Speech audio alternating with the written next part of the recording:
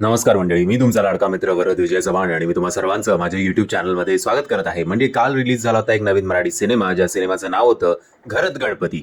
आता हा सिनेमा बघितल्यानंतर, या फॅमिलीची सगळी नाटकं बघितल्यानंतर घरी बसलेला गणपती बाप्पा आपल्या उजव्या हाताने सगळ्यांना आशीर्वाद देणार की तोच हात यांची नाटकं बघून स्वतःच्या कपाळावर मारून घेणार, हे आता आपण आजच्या या व्हिडिओमध्ये बघणार आहोत. म्हणजे टू बी फ्रँक, सिनेमा बघितल्यानंतर असं म्हणावंसं वाटतं की finally Marathi cinema is back. म्हणजे खूप काळानंतर एक फॅमिली एंटरटेनर आणि बऱ्यापैकी जमलेला सिनेमा आपल्या भेटीला आलेला आहे. अब तुम्हारे हवाले वतन साथी हो, असं मला तुम्हाला म्हणावंसं वाटेल की त्यांनी त्यांचं काम केलेलं आहे. आता ऑडियन्स म्हणून, प्रेक्षक म्हणून आपलं काम आहे थिएटरमध्ये जाऊन हा सिनेमा बघणं. काही काही त्रुटी नक्कीच आहेत सिनेमामध्ये, पण तेवढंच चलताय. आणि सध्याचं जे बाईपण चालू आहे मराठी सिनेमांमध्ये, त्याच्या हटके जरा काहीतरी हा सिनेमा दिल्याबद्दल या मेकर्सचे खरंच खूप कौतुक आहे. ओव्हरऑल सिनेमा चकाचक झालाय. आपल्याला वाटतं मतलब टायटलनुसार की गणपती बाप्पावरच सगळं असेल, तर तसं नाही आहे. तो उत्सव जो आहे तो जरा साईडला राहतो. याची मेन गोष्ट जरा वेगळी आहे. प्रत्येक घरात चालणारी ही भांडणं आहेत. सो कोण ना कोणतरी कोणाशी तरी तुम्ही नक्कीच ते कॅरेक्टर्स तुम्ही कनेक्ट करू शकता की अरे हा माझी मावशी, माझे काका, किंवा मी स्वतः या परिस्थितीतनं गेलोय. नेहमीची सगळी भांडणं आहेत जी चांगल्या प्रकारे प्रेझेंट करण्यात आली आहेत. कॉस्ट्युमवर चांगला खर्च केलेला आहे. सिनेमॅटोग्राफी सुद्धा चांगली आहे. चकाचक मराठी सिनेमा वाटतोय स्टार्ट टू एंड.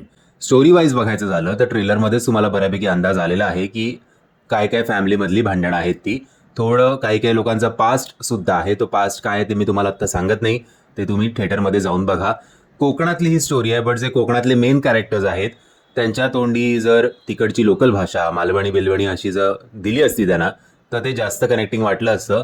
असो, सगळ्याच कोकणी माणसांनी काय मालवणी बोललंच पाहिजे असं नाही आहे. सो एका फॅमिली रोलर कोस्टर राईडवर which is full of emotions, ते आपण या सिनेमाच्या माध्यमातून जातो. या सिनेमाचे डायलॉग्स दिले आहेत वैभव चिंचाळकर आणि चेतनजी यांनी. ते डायलॉग्स नक्कीच चांगले आहेत, कारण विविध कॅरेक्टर्समधले जे जे पेच आहेत ते डायलॉग्सच्या माध्यमातून खूप चांगल्या प्रकारे आपल्यासमोर आणले आहेत. आणि प्रत्येक कलाकारांनी, मुळात तुम्ही कितीही चांगले डायलॉग्स लिहा, जर ते नीट आपल्यापर्यंत पोहोचवले नाही त्या कलाकारांनी, तर त्या डायलॉग्सला काही अर्थ नसतो.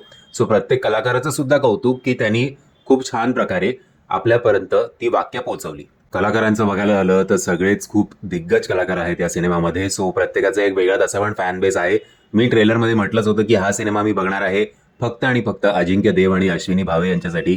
बट बाकी सगळ्यांनीच खूप चांगलं आणि खूप चोख काम केलंय. सो ओव्हरऑल एक चांगलं पॅकेज आपल्या भेटीला आलेलं आहे या सिनेमाच्या माध्यमातून, असंच थोडक्यात म्हणावं लागेल. मंडळी, तुम्हा सगळ्यांना विनंती आहे की आत्ताच्या आत्ता लगेचच उठा घरातनं आणि थिएटरकडे स्वतःचे पाय फिरवा आणि या सिनेमाला भरभरून प्रतिसाद द्या. थोडं काही काही कमी जास्त आहेत गोष्टी, पण या सिनेमाच्या बाबतीत पॉझिटिव्ह गोष्टी जास्त आहेत. सो त्या निगेटिव्ह गोष्टींकडे आपण दुर्लक्ष करून सुद्धा चालणार आहे.